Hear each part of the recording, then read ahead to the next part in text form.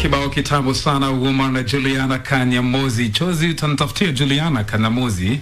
Mfanyeje? Maana naona hapa makameraman wote wanakumulika wewe. Okay. Ni kama ushapotea, so nitafutie Juliana.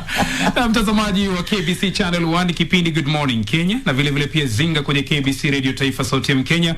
Karibu tena kwenye awamu ya pili ya mpango mzima wa kipindi hiki kwenye sehemu ya Gumzo Pevu. Mimi naitwa Rashid Mwamkondo. Asante sana msikilizaji wa kufungulia radio yako. Kumbuka kwamba leo hashtag ambayo inazungumza ni Good Morning Kenya na vile vile zinga. Tunaye Profesa Wanjiku Kabira ambaye amekuwa katika sekta ya umma kwa miaka mingi na yuko ndani ya masuala ya utawala, usawa jinsia na vile vile sera. Mimi nafahamika kama Mwajuma Ali, ukipenda niite Chozi la Almasi. Nikirudi kwako Profesa baada kupata pumziko fupi. Kuna ule msemo unasema kwamba mwanamke ni adui ya mwanamke. Kwamba nyinyi wanawake wenyewe hampendani, hamsaidiani, ndiposa paka sisi waume inakuwa rahisi kuweza kuoutshine. Unakubaliana na hii narrative kwamba a woman is an enemy of a fellow woman? No. Mbona umesita sana kwanza? Yes, no. No. I have no doubt that if women were their worst enemies, they would not all over this country be in groups working together. Just ask yourself about how many male groups you have. In fact, now we say, hata ikiwa hiyo committee in 70% of the women, you can have 30%. We actually welcome 30% of the women. If there are 70 women, 30 should be men. And this talks about leadership, that women will be led by women even when they're old, because they support each other.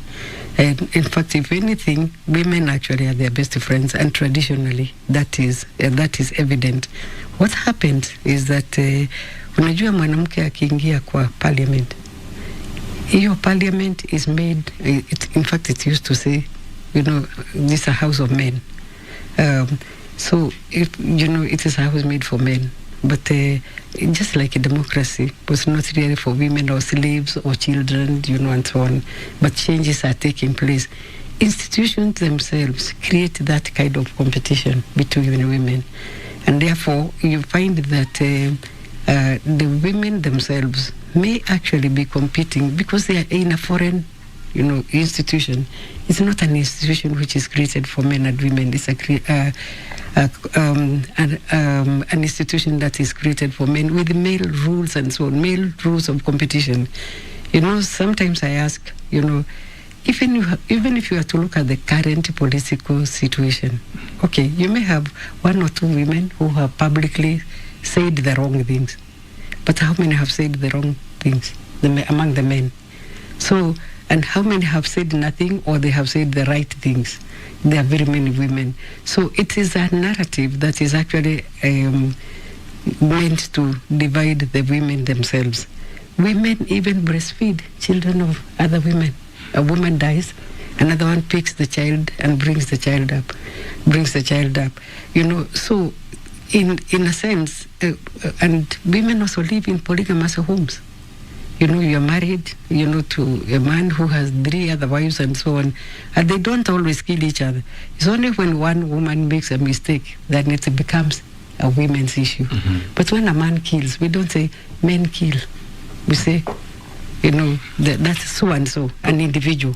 But for the women, when you commit a crime, you commit it on behalf of all other women. It is actually a male narrative that is used to actually keep women in their place. Professor, yes. Kwa nini nimeuliza hilo swali? A big percentage of Kenyan voters, let's say 80% or 70%, yes, ni women. Yes. True or false? Kweli? Yes. Sasa mbona wanawake msisimamishe kiongozi mmoja akapigania urais? Kila siku mnataka mdandie. Why? Na mko na numbers. Nikiongezea hapo, kuna mgombea wa kike wa chama cha Ford Asili ambaye amejitokeza, Bi Muthoni Grita. Amejitokeza na alitangaza kwamba atawania kiti cha uraisi na akabainisha ajenda zake kwa wanawake au 70%, kwamba ajenda yake kubwa kwa Kenya ni haki za binadamu, haki za wanawake pamoja na uwezeshaji wa vijana. Unadhania with the 70% that we have as women, yes, atapewa kura, anaweza akasimamia akawa raisi? If she doesn't get the vote, it's not because women hate each other. It is because of our culture, the tradition. By the way, even in universities, you talk about women's issues and they become NGO issues. You know, it's not academic. You know, you talk about women and that's not an academic program.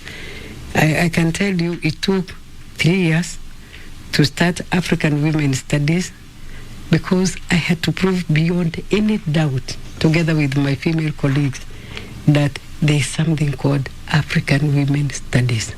Because even during the time of Plato, you know, you have heard of Plato, Aristotle, all those great scholars, they still had a philosophy which relegated women to the state of slaves. So we are talking about thousands and thousands of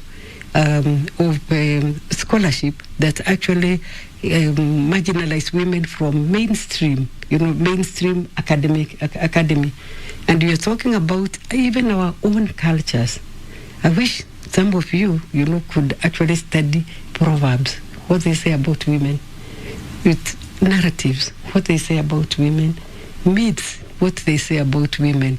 In fact, it is, I think it's by miracle that, you know, some stories continue to, for traditions from the women to actually say this narrative is wrong. So, and if you look at it, in fact, the women are the source of all evil.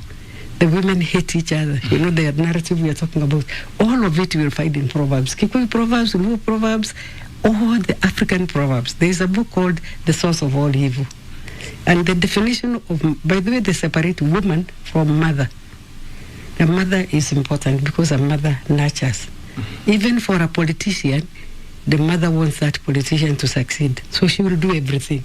Now, the wife will ask, okay, you're going to be a politician. The last time we were in that parliament, what did you do for the children or whatever it is? So the wife is a competitor. The wife is a competitor, the woman is a competitor, the mother is a nurturer, and the sister is a good friend of the brother. So different categories are actually defined by our proverbs, by our myths, as they compete with men or as they support men. So it's a traditional narrative that has to take a very long time to die. But hopefully, and I think I believe that even in my own days, I can see things changing. I went to Aga Khan Hospital the other day taking my daughter, and I was very surprised because about 45%. I was counting because anyway I was sitting there waiting. I'm not the one who was giving birth, it's my daughter. So, and I saw 45% or 50% of the young men who brought their children with the baggage on their back, you know, the way they carry the nappies and so on, and the baby in front. And that's not something you would have seen in the public not so many years ago, even 20 years ago. So it means that there are changes taking place in society, and we will live, but it will take a long time for many changes to take place. Na msikilizaji, mtazamaji, leo hapa tunatumia anasema nini mpaka uwe flexible. Tunatumia ujue lugha zote na uelewe kote. Yani mpaka flexibility leo inafanya kazi kwa sababu kuna Kiswahili, kuna Kiingereza, kuna redio na kuna runinga. Kwa hiyo msikilizaji, mtazamaji, sio? Mtazamaji, msikilizaji. Yes. Hapo sasa kazi ipo mtazamaji. I hope Bwana Kusero, Salome, Mwaura wote wanatuona bila shaka. Hata Ben Kamuti anatuona. Na siku zote mimi husema kwamba mwanamke ni kiungo muhimu sana. Ndani ya studio nina wanawake wawili na yule dada pale anayefanya direction ya hiki kipindi kwenye runinga ni mwanamke. Ben ni kama tu bodyguard pale. Kwa hiyo wanawake wana kipaumbele sana. Lucy by the way wa home umemwona. Alright. Turudi kwako Profesa Kabira. Kuna swala ambalo linajitokeza wazi kwamba wanawake wanahitaji usaidizi. Labda ni kitu gani ambacho kimepelekea mpaka wanawake wanahitaji usaidizi? Kwa sababu leo hii mwanamke anaweza kuwa ana uwezo kufanya kitu fulani, lakini unakuta kwamba uwezo apawi. Wanaume wanataka kumtumia kingono, wanaume wanataka kumtumia kwa hongo, na mtu ana uwezo. Je, tunawasaidia vipi, wewe kama champion wa masuala ya wanawake? Yes, you know, na tena my apologies kwa sababu Kiswahili yangu No problem, no problem. Kama alivyosema wewe sio mwalimu wa Kiswahili. Tunakuelewa. Yeah, I should have been listened better in class because when I was going to wakati ule nilikuwa nikienda primary school tulikuwa na mwalimu mzuri sana wa standard 4. And that is about 1963, and she was very good in Kiswahili, and I just used to admire her, but maybe then I did not live with her long enough before breaking that. So but I'm also proud that we have both English and Kiswahili as our local, as our national languages, and we also promote our local languages, which I really am very proud that KBC is doing that. And in fact, tutatumia 15 languages as African Women Studies Center, University of Nairobi, kuzungumza juu ya wanawake na uchumi in our local languages so that we can reach as many people as possible. So I love our languages, but I was telling myself this morning, in my next life, I will learn Kiswahili fluently if I get another life. Sasa Professor, yes, tuandike kazi mimi na huyu dada. Mnifundishe. Bas. Sasa nitaitumia wapi na nini? I'm exiting. Yeah.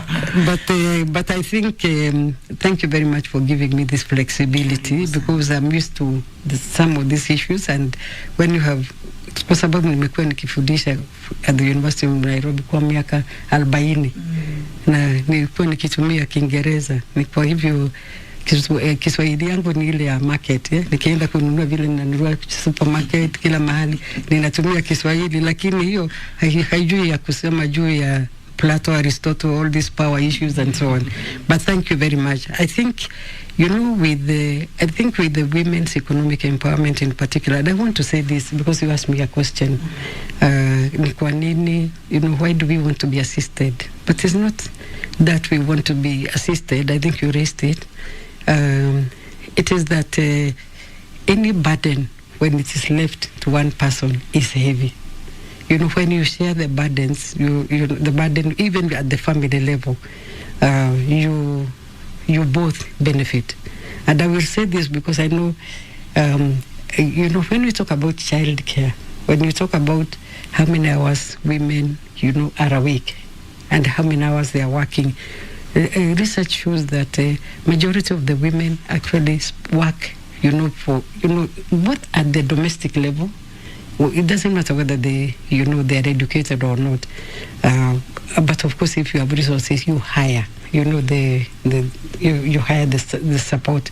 But when you don't have the support, you have 5 children, you woke up at 5 in the morning, you went to bed at midnight, you slept for a few hours, then you have to wake up in the morning.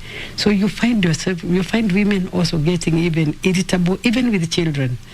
There are literature that shows that sometimes, you know, when you are angry, you actually let off the steam, you know, against the nearest person, who is the child. So you might even find a woman beating the child because she's so exhausted.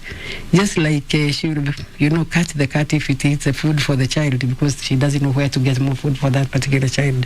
So I think that assistant is not, is how far can you go as a woman to do both, what you call the triple roles of women, you know, taking care of children, doing your daily work, even if it is in the shamba or in school or wherever, and at the same time having to think about the elderly in that home. And I want to say that I'm very happy with one of the things that is happening also with the current budget is the bigger allocation of resources, for instance, to the elderly, because the elderly are, if you like, they're the ones who have made us who we are. And when they have no strength, our strength as a government will depend on how we actually treat the elderly, you know, the sick, you know, and the others. So I think but then on the issue of the economy, if you look at what is allocated to what is called women's economic empowerment, it's actually just, it's not even a drop in the ocean. It is very little. Affirmative action funds, which we have been studying, you know, like apart from the women rep, you know, allocation, which is about 2.1 billion, the rest, like women enterprise fund, is so little. You know, people are getting loans of 5,000 or less. You know, even if you are mama boga, how will your business ever grow when the opportunities that the government is giving gives you such little money and taking it away? And then politics come in. There was a very good program that was being established by Treasury. It was called Biashara Fund, to give more allocation of resources to this particular fund so that they can get bigger loans, like get 500 for those who can afford, 100,000 for those who can afford, because all of us know that whatever we have done is because we have borrowed from our, you know, our tuners, you know, our cooperatives, you know, within, that is how you buy anything as an ordinary Kenyan who may be employed, who has access to these resources. But the investment in women in terms of economic empowerment is very little. I talked about socioeconomic rights, which are critical, but I'm also talking about Article 27 of the Constitution, which is on affirmative action funds. And I will tell you, I was just analyzing even for East Africa, East African policies on trade and so on, and compare it with the gender policy for the East African countries, and you find that the gender policy is very well written. It has a lot of information. There are very good recommendations, just like our national gender policy, but they are not part of the overall policy. Just like the budget, by the way, it talks about gender, but gender, by the way, has also been used to keep with the women out. Then you see, because it's men and women, it has also been used, you know, to cover, you know, the women's interest and so on. But I was saying that if we were really committed to promoting women's empowerment and the poor, they would be mainstreamed in everything we do, including the national budget. And that's why I said that in terms of social protection, there's a bit of effort, which is better than it has been in the past. So I'm not sure. I'm talking about very many things, but I'm trying to make just one point, that if we were committed to women's economic empowerment, it would be reflected in the budget.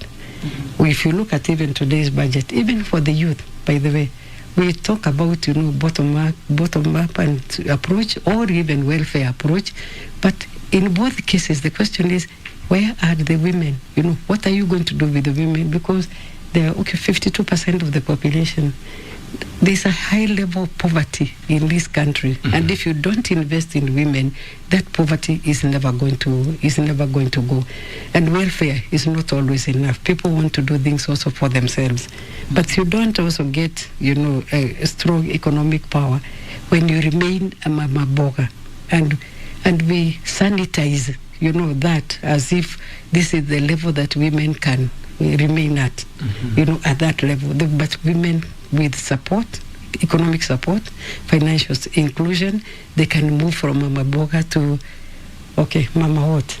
So at least do a bigger professor. Okay.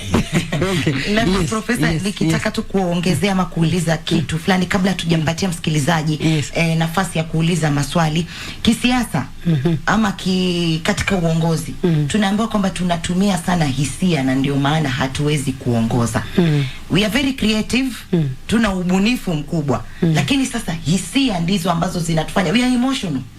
Is that true?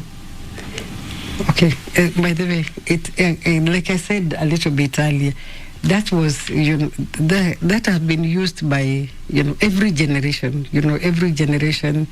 In any case, if what is wrong with being emotional? If you have feelings for other people, why not? If you feel sad, or if you have lost somebody, or even if you are angry, as long as you are not taking the panga, you know, to kill somebody, you know, what is wrong with expressing your emotions? In fact, by the way, you know, the Western psychology tells us, you know, that you know, you should express yourself so that pain will go. But then, yes, lakini, so it is true that there are certain, we are biologically different. Mm. But what we do is use biology, you know, is ensure that what is biologically different, we kind of you know, we take the women's emotions negatively, but a man, you know, like the characters in Okonko, you know, in Chinua Achebe's, you know, we look at him and say, you know, a man should never have behaved the way Okonko behaved, and that is why his life is so bad. But you know, the truth of the matter is that we want to negate emotions because women are supposed to be emotional. But at the same time, if you are not emotional, they say you are like a man, you know, which is not good for you. You should be like a woman. So we don't even know what to be. You know, so all these traditional myths actually are myths based on the intention to actually keep the women in their place. Labda tu Profesa, naona muda wetu haunasi, tuna dakika 2 tu kuweza kumaliza kipindi asubuhi leo. Na swali langu la mwisho kabla kuweza kumaliza. Naona muda umekimbia. Sini na mengi sana ya kusema nimeandika, lakini nitasema lini? Usijali, bado muda upo. Labda Profesa, je, in future wanawake politically na economically ipo haja kwamba wao wataweza kuimarika, watakuwa sawa in future mbali na sasa? Kwa sababu tukiangalia viongozi wanawake katika taifa la Kenya wapo, lakini ni wachache. Vile vile pia kiuchumi wapo, lakini ni wachache. Je, siku za usoni kuna matumaini? Yeah, no, it is coming. I think we have seen Gilus, we have seen Mother Karuas, we have seen you know, the Martha Gomez, we have seen the you know, this the Auditor General, we have seen women in the private sector. I think the culture is going to change because by their being there, they are actually telling the girls can see them, and the girls know we can do it. It is the same thing even in education. For instance, changes are taking place in our school, in our university of Nairobi, the law school. There are actually more young women, you know. So law is being taken over, not taken over. We also want our boys because we are also mothers of boys, you know. So we are not talking about overtaking the boys. We are talking about girls having their place and the boys having their place. When you go to medical school, which used to be a male-dominated, you find that we have over 40% of young women in the medical school. But now we also want them to get into more lucrative jobs, even within medicine, like surgery, you know, and so on. So I think we are making a progress, and I feel Kenya is going to, not just Kenya, I think globally, you know. I'm very happy about this lady who became who joined the Supreme Court of the US. Even blacks there, black women are making progress. So we are moving. Umetaja Kenya. Na tukimalizia labda, una ujumbe gani wa amani kwa nchi yetu hii, manake tunakaribia uchaguzi?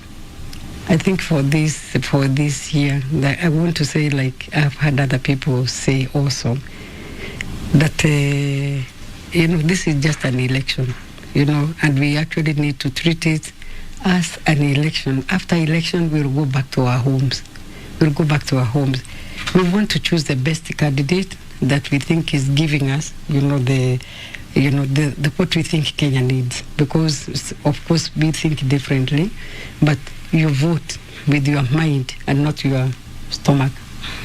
But we also vote because you want democracy to continue, but we also want the leaders to actually just disown any violence on a consistent basis. Because if we can have a very peaceful election, very peaceful transfer of power, then we would be a great nation. We would be telling the rest of Africa also and the rest of the world that our democracy has matured. And I think it will be very important. And I would say that on behalf of all the other women, I would say women must also lead the way. Because we say we are peaceful, and we want them to lead the way for peaceful elections.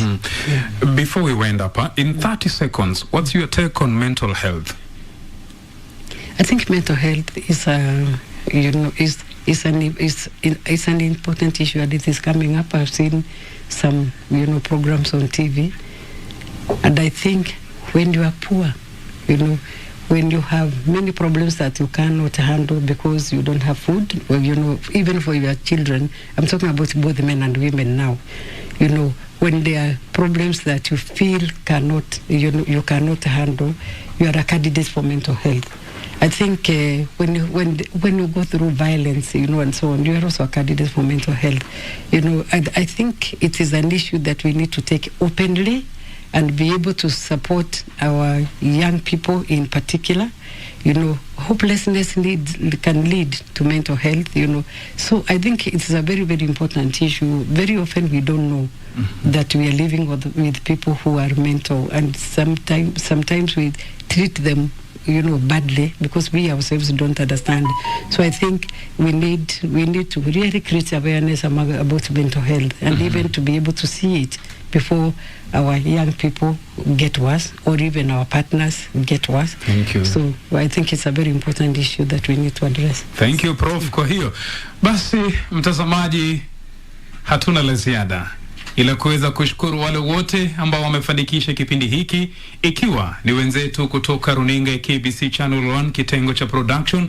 Asante sana Ben Kamuti, Martin Jeru na jopo zima kwa kuweza kufanikisha kipindi hiki, bila kumsahau mkurugenzi mkuu wa shirika la utangazaji nchini Kaimo Bwana Samuel Maina. Asante sana vile vile pia mkuu ama msimamizi wa vipindi vya runinga katika shirika la utangazaji nchini Bwana Michael Ndete, vile vile pia wakuu wetu wa redio Jona Kusero, James Moura, Martin Kingasia, Salome Galgalo na vile vile pia Lucy Wahome. Mimi naitwa Rashid Mumkondo.